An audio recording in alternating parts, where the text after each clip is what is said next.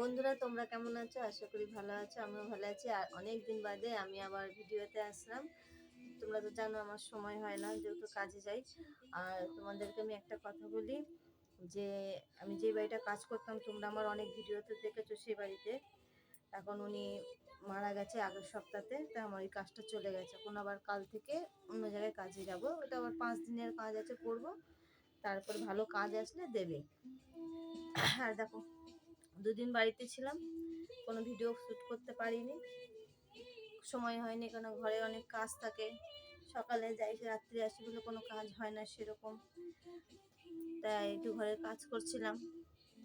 আর কাল থেকে আবার যাব 4 দিনের জন্য কাজে। আর দেখো, ছেলের স্কুল ড্রেসের মানে জামার বোতাম লাগাচ্ছি। কাল সকালে স্কুল আছে, পরীক্ষা আছে। বোতামটা ছিঁড়ে গেছিলো, তাই বলছে মা লাগিয়ে দাও, তাই লাগিয়ে দিচ্ছি। আর তোমাদের সাথে দুটো কথা বলে নিলাম।